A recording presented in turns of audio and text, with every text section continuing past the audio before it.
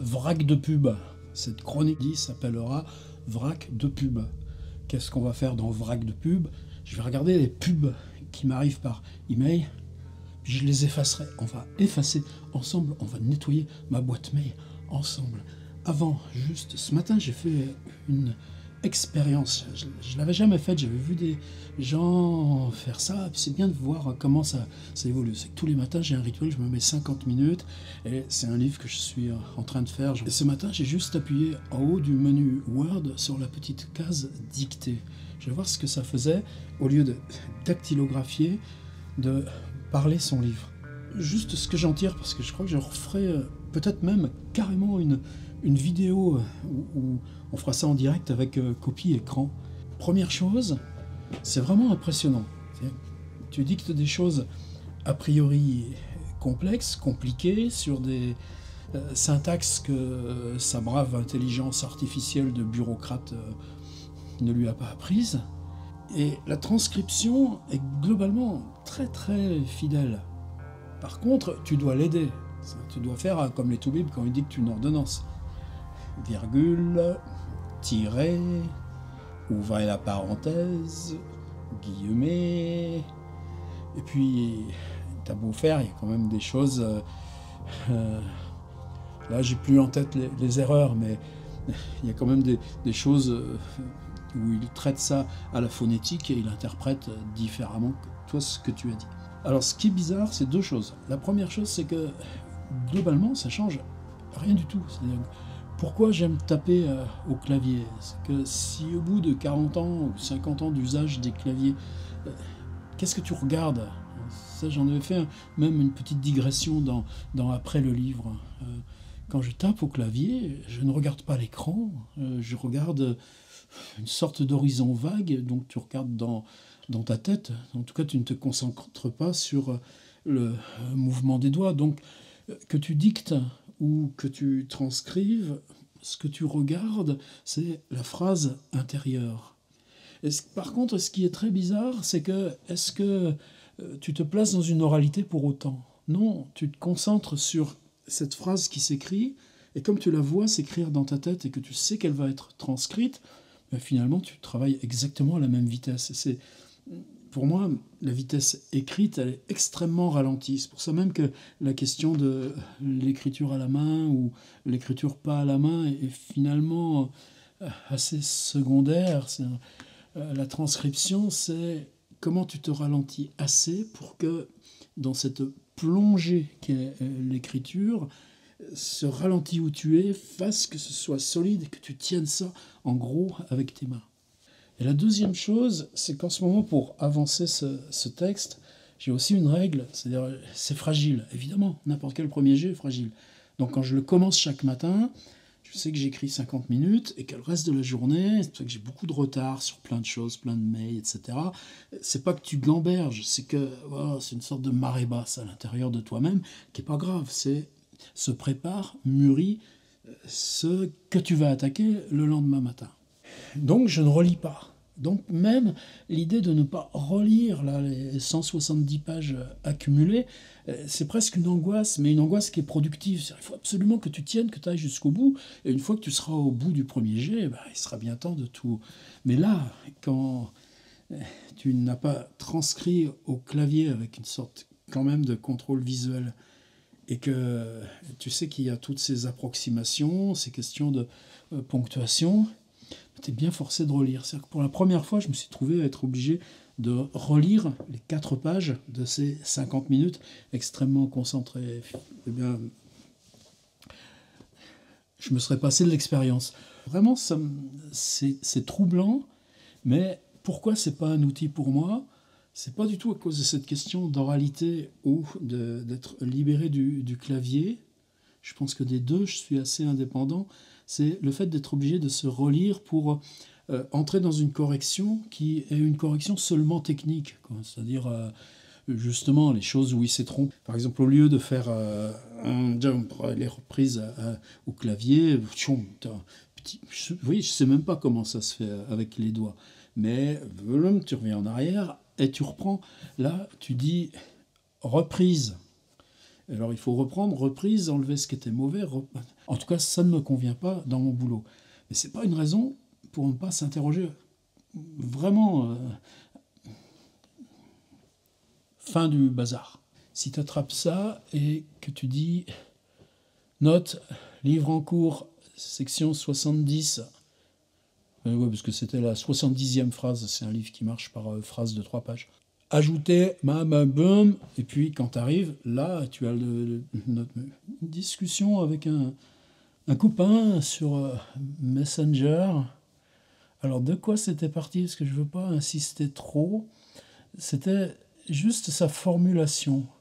C'était ce bout de phrase, et je vous dis, je ne vous parle pas du reste du contexte. Enfin, en tout cas, c'est une discussion de confiance, quelqu'un que je connais depuis longtemps.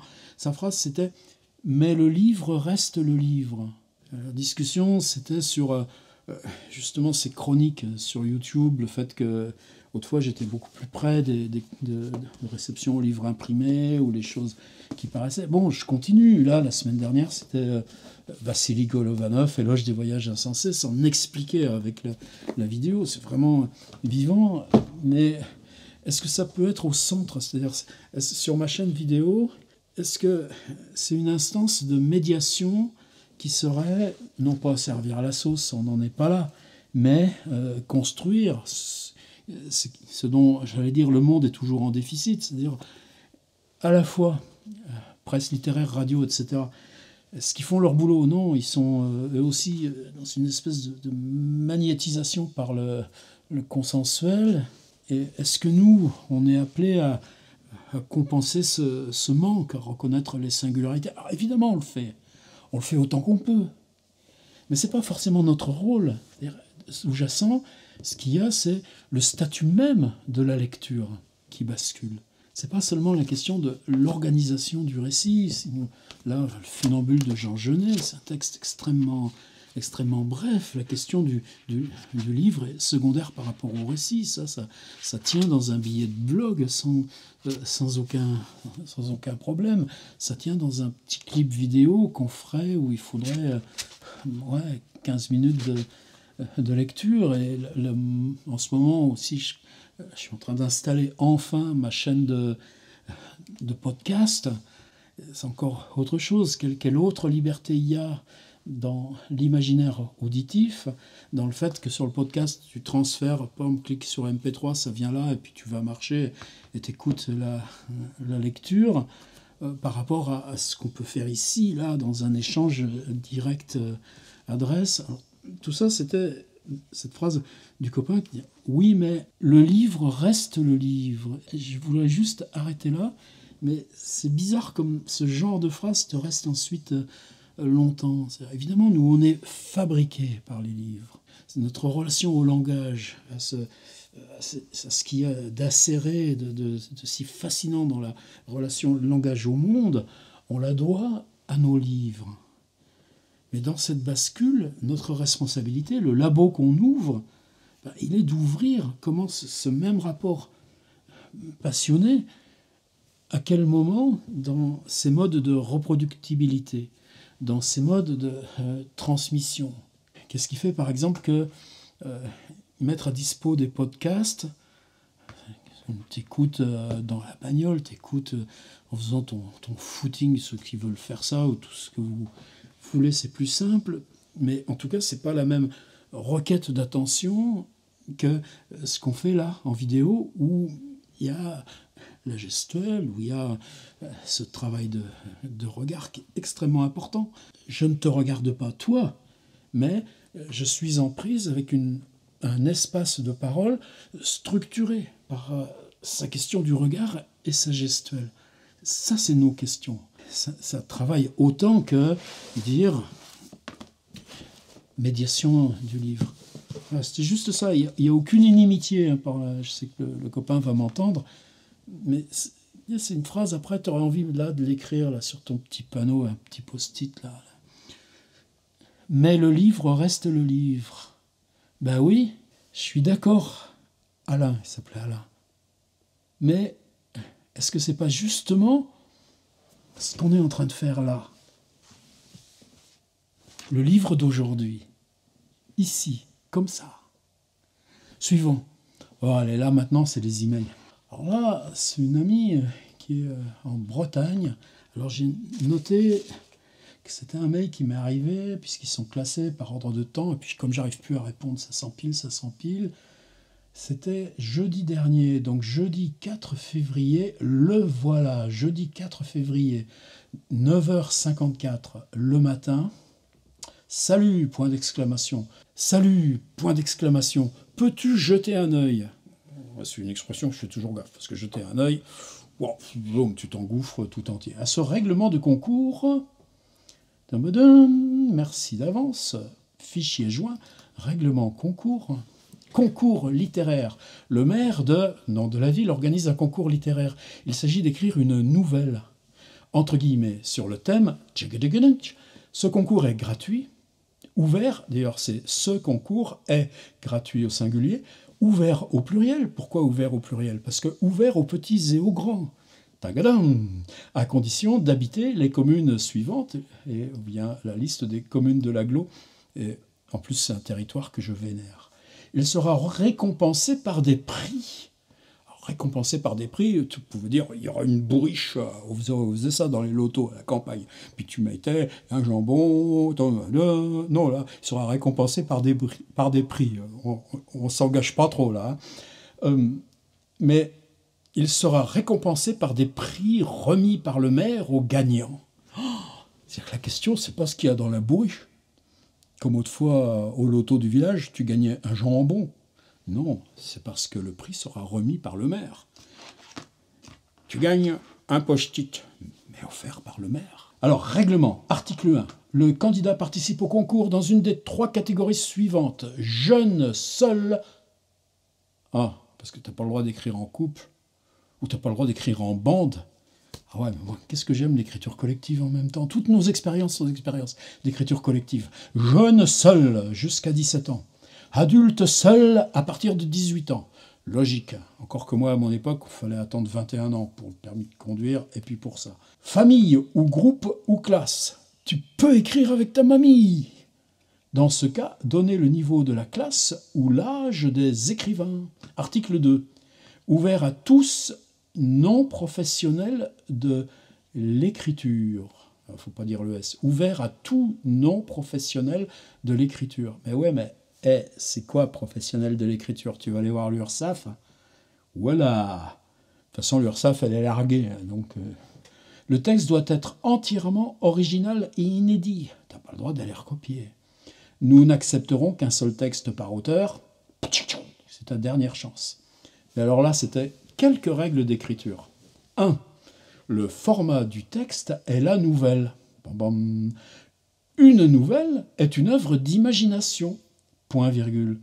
Le récit est concis. 2 points. Peu de personnages, d'événements et de lieux. Ça me va. Tu prends Beckett, peu de personnages, d'événements et de lieux. Tu prends Kafka, peu de personnages, d'événements et de lieux. Oh oh! Tout doit être ramassé et réduit. Il a dit, monsieur le maire, tout doit être ramassé et réduit, avec bien sûr une introduction et une chute souvent inattendue et non moralisatrice, parce qu'on a de la grandeur d'âme au conseil muni de 6 poils.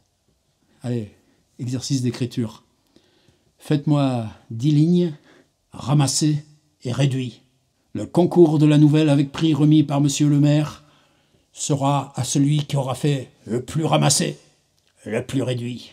Ah, c'était un message de Google. Et c'était le même jour, à la même heure. Google Search Console Team, performance de la recherche, jeudi 4 février à 9h55. 9h54, concours de nouvelles, ramassé et réduit, 9h55. Et alors là, c'était vos performances dans la recherche Google, janvier, avec une grosse coupe. Objectif atteint par votre contenu. Pages ayant reçu le plus de trafic. Une page, 2 pages. Pages les plus performantes. Comment les internautes vous trouvent-ils? Requêtes les plus populaires. Requêtes les plus performantes. En savoir plus sur votre audience. Top des pays. France. 791, Belgique 31, Tunisie 28. Type de recherche Google, web, images, vidéo. Continuez à explorer vos données pour identifier de nouvelles opportunités. Ben, vous savez ce que c'était? La recherche. Best-seller, après 20 ans de site. Et puis tous ceux qui disent qu'on s'y perd dans mon site, c'était poème en prose. Et puis quand ils font poème en prose, ils tombent sur, je crois que c'est un Baudelaire là, qui traîne. Et comme il y a beaucoup de requêtes, et que ces requêtes désignent cet objet, ben ça fait boule de neige. Et allez-y, et ça va continuer. Merci Google, tu ne m'as rien appris. Alors j'avais noté ensuite, ça c'était le vendredi 9h, la remise sur le nouveau tournevis. Mondo Shopping. Je connais pas Mondo Shopping, j'ai jamais rien acheté chez Mondo Shopping. Tournevis électrique sans fil multifonction avec accessoires, 33 pièces. Livraison offerte, 33% de remise immédiate. Achetez maintenant. Un ensemble complet de tournevis électriques avec des accessoires, lesquels, grâce à leur conception multifonction originale, sont mieux adaptés à tous les espaces. Bah quand même, c'est super, non? Quand on t'envoie de la poésie. Point suivant. Point suivant, c'était Fnac high-tech. Solde high-tech. À la Fnac, il y a un moment que je ne suis pas allé. Équipez-vous pour chaque moment de la journée. Tu te lèves, équipé. Tu vas prendre ton café, équipé. Tu viens à ta table, équipé. Tu continues jusqu'au manger, équipé. Tu vas faire ta petite sieste avec un livre que tu lis en ce moment 3/4 d'heure au temps de la sieste, équipé. Ben là, c'était Fnac. Nous sommes ouverts à l'exception de certains magasins. Voilà qui nous renseigne. Découvrez les magasins qui restent ouverts. Bon, écoute, s'il faut déjà commencer par là, c'est un peu mal barré. Solde et bons plans 50%, carré, je fonce. Bon plan, équipez-vous pour chaque moment de la journée. Je me réveille en musique. Tout ça pour ça. Mais j'ai pas envie de me réveiller en musique. Mais j'ai pas envie de mettre une musique pour me réveiller. Je me réveille dans mon rêve ou je reste dans mon rêve. Et si je dois me réveiller, c'est parce que là, je garde les mots, je garde les couleurs. Je viens là et il faut que ce soit au contraire très silencieux pour ouvrir la première phrase. Se réveiller en musique. Pourquoi pas une télé pendant que tu y es? Et attendez, je me réveille en musique à la maison comme au bureau. Sous-entendu, la Fnac, tu te réveilles au bureau parce que tu dors dans le bureau ou parce que tu t'endors à ton travail? C'est compliqué la Fnac. Ou alors, ils sont complètement largués, la Fnac. Je m'aère l'esprit, je regarde mon film favori, j'ai des achats éco-friendly. Fnac, c'est bon d'être curieux. Je vous assure que c'est pas sponsorisé. Point suivant. Là, c'était Microsoft. Alors, moi, je suis Mac. Attendez, je fais pas de procès d'intention à Microsoft. Je travaille beaucoup avec Microsoft Office. J'ai un abonnement, 99 balles par an. Il y a Outlook, il y a Excel que j'aime pas du tout parce que j'aime pas me servir d'Excel. Et quoi? Bah, c'est tout, Outlook Express. Et puis Word. Mais Word, je m'en sers tout le temps parce qu'avant, il y avait InDesign quand tu voulais faire la mise en page et Word quand tu faisais les bricolages. Puis avant, il y avait eu même Pages d'Apple. Pages. 1999-2004.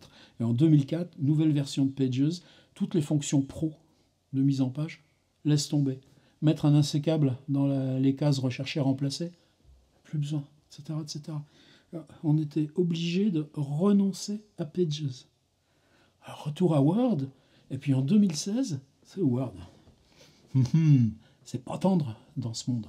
Bien, tout d'un coup, InDesign, une vraie usine à gaz où tu fais des choses merveilleuses, Tu regardais Word, tu voyais marquer les petites fonctions avancées, réglage des polices, avancé, réglage de l'interligne, avancé, réglage du bas de page et puis des sections de numérotation, avancé. Ils avaient pompé toutes les fonctions de base d'InDesign. Résultat, moi, mes livres, je les fais sur Word, je les fais plus sur InDesign. Tout ça pour dire que j'ai rien contre Microsoft. Alors, c'était quoi qui m'a envoyé Microsoft? Cette semaine, Surface Book 3 et Surface Laptop Go sont en promo. Choisirez-vous la puissance ultime, associée à la liberté d'un écran détachable, ou l'élégance d'un ordinateur à emporter partout? Ça, c'est le rédactionnel. Mais le titre du mail, c'était « Êtes-vous plutôt 2 en 1 puissant ou élégance portable ?» On va faire un sondage. Parce que êtes-vous... Bon, d'accord, j'ai une tablette, j'ai un ordinateur, mais est-ce que je suis mon iPad, qui est formidable sur scène pour lire, quand je vois qu'il y en a encore qui sont en train de lire des feuilles de papier à se mélanger, moi, je fais longtemps que j'ai cet outil. Puis cet ordi, il me sert tout le temps. Mais est-ce que je suis l'ordinateur? Ben non, c'est lui qui est à mon service. Et ça, si dans la tête vous ne changez pas cette bascule, de toute façon, vous n'y arrivez pas. Êtes-vous plutôt 2 en 1? Je suis 2 ou je suis en 1? Alors, je sais qu'il y a des problèmes bipolaires, tout truc, mais on est bien plus que ça. Chacun d'entre nous. On est bien plus nombreux que 2 dans les intérieurs de nous. Et est-ce que vous choisissez le puissant ou l'élégant? C'est ça le choix? Ah ben Microsoft, jamais j'achèterai ta daube, parce que moi, on ne me parle pas comme ça. Dernier point, ça c'était encore un autre truc de mail. Le meilleur pour votre animal. J'assure mon animal. Et ça m'était envoyé par une adresse lominisnet.com. Et une belle image. Je vais vous faire quelques copies écran quand même de tout ça. J'assure mon animal. Je hais les photos d'animaux sur les Facebook et tous les machins. Mais en plus, maintenant, ils viennent par mail. Des chiens qui tirent la langue. Des petits chats gentils. J'aime pas ça. Comparez les meilleures offres d'assurance pour votre animal. Comment fonctionne une mutuelle pour animal? Tout comme vous, votre petit compagnon peut également se blesser ou tomber malade. De plus, des visites médicales s'imposeront pour les vaccins et les analyses de santé. Ces soins peuvent représenter des sommes importantes. Oh là là, j'en connais même un. Le gars, vous savez ce qu'il a? Un lapin. Il me coûte cher, mon lapin. Une assurance pour votre animal fonctionne de la même façon qu'une assurance pour les humains. C'est normal. Elle vous permettra de vous faire rembourser vos frais vétérinaires.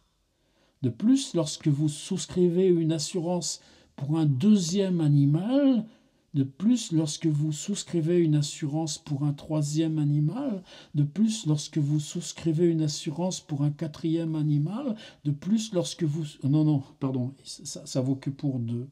Puis là, tu te dis, mais pourquoi il m'envoie ça à moi? J'ai quoi d'animal? J'ai pas d'animal.